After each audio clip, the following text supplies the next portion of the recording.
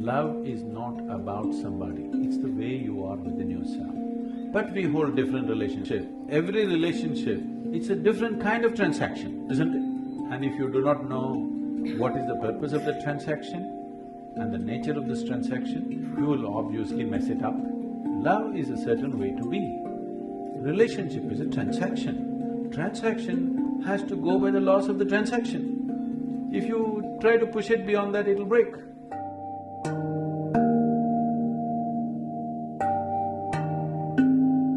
I've got two questions, sir.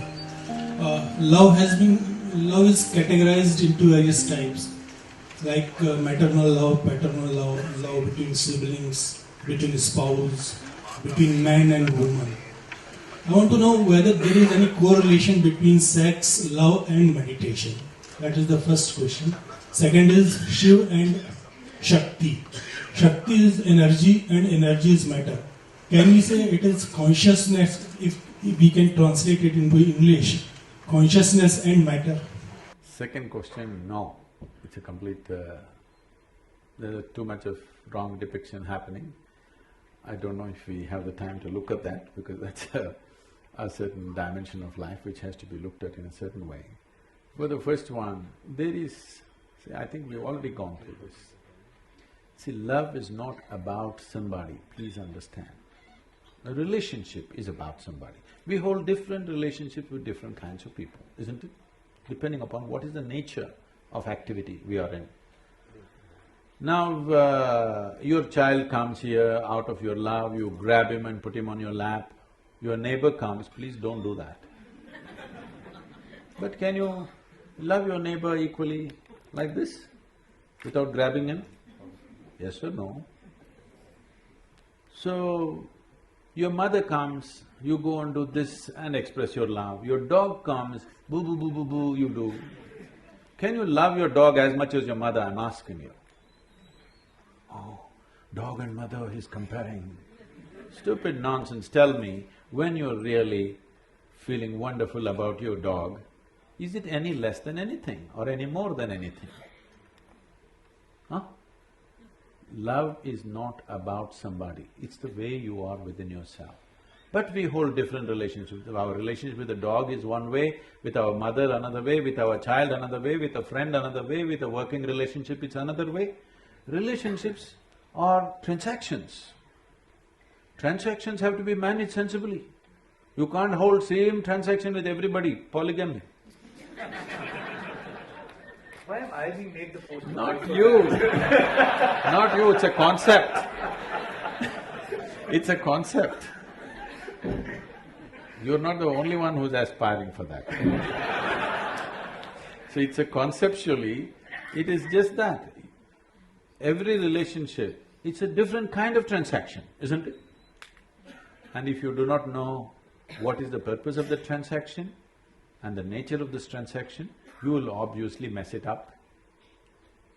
You'll obviously mess it up, it doesn't matter how close they are to you, you will see it'll got…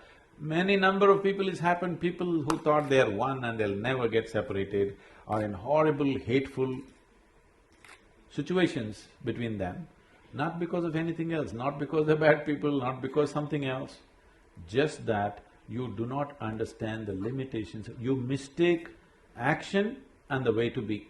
Love is a certain way to be. Relationship is a transaction. Transaction has to go by the laws of the transaction. If you try to push it beyond that, it'll break. But how you feel within yourself, nobody has any business with it. Nobody should be able to do anything about it. You feel wonderful within yourself, in your thought, in your emotion, in your body, in your energies. This is the way you should be. If you're feeling sweet in your emotion, you're loving towards everything that you set your eyes upon. But the transaction is different. How I am, how I transact with somebody, I cannot transact with you just like that, isn't it? But I don't have to feel any different because this is the way I've decided to be within myself. So you need to have this understanding, what is being, what is doing. If this distinction is not there, then you'll mix it up and you think this is that is this. I love you is a fake statement. I am in love, all right. I can't love you, it's not possible. I can transact with you. in a certain way. But I'm loving. Because I'm loving, the transaction also has that quality. If I'm not loving, the transaction will not have that quality, isn't it? Sir, my question was correlation between sex, love and meditation. Is there any correlation with meditation? Is there any correlation between sex, love and meditation? I thought we separated sex and love sufficiently. Sexuality means… I'm not trying to make a moral judgment on it, I have no such thing about it. It is just that your intelligence has been hijacked by your hormones. When you're 10 years of age, you looked at this boy or this girl, they were just human beings. Suddenly you became 12, 14, you look at them, suddenly small changes in the shape of the body are looking like a whole universe all of a sudden. Yes or no? Why? Because you have been chemically poisoned from internally. This is nature's trick of somehow seeing that you reproduce. Don't think nature is interested when whether you love somebody or you don't love somebody. Nature is interested that you reproduce, because otherwise the species will end. All this drama around it needs to happen because if you simply go for reproduction, you feel like an animal. Having evolved beyond that, somehow you feel uncomfortable. So you want to add all these songs, what are the dialogues? Sing one song from… You have to do all this to make you feel like it's something else, it's not about this. But no, sexuality is just that, hormonally driven. Is it good, bad? There is no such judgment, it's not for you to judge it's good or bad. The question is for you personally, how strong a force is it within you? Do you want to dedicate your life for that or no? That's something that you have to take a call. How is it connected to meditation? The word meditation in English language doesn't mean anything, actually.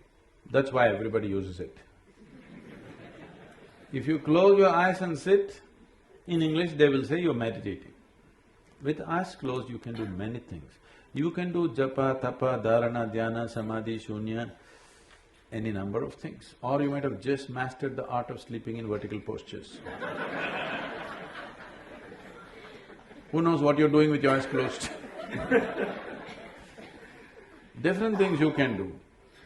So, if we assume that meditation means dhyan, again the word dhyan is being used too loosely, it is not specific in today's usage, but it has a specific meaning. It means that if you sit here, your body is here, your mind is there, what is you is somewhere else. That means these three identities are separate in your experience. Once these three things are separate, then where is the question of asking the process of the body, the process of the mind, what has it got to do with this? Is there a correlation? No, there isn't. Now, oh, so if I meditate, I can't have sex, if I have sex, I can't meditate. That's not the thing. Meditation is not an act, it's a quality.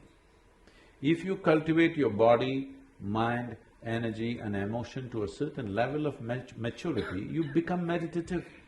It is like the fragrance of a flower. If the flower has blossomed, there is fragrance.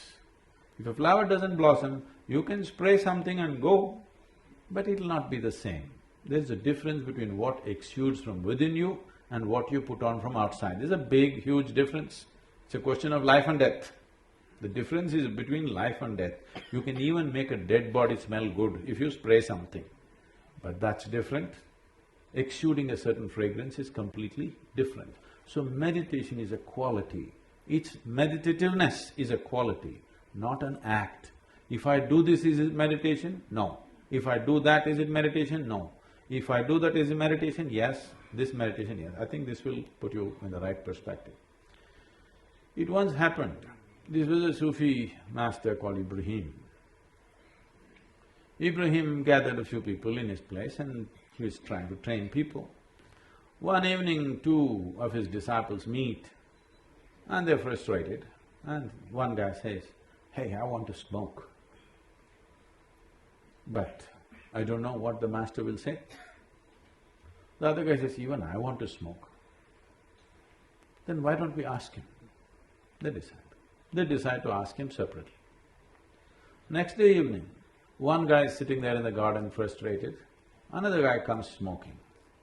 He said, "Hey, you're smoking? Master told me not to smoke and you're smoking." That guy asked, "What did you ask the master?" He said, "I asked him, can I smoke when I'm meditating?" He said, "No." "Ah, that's your problem. I asked him, can I meditate when I'm smoking?" He said, "Yes."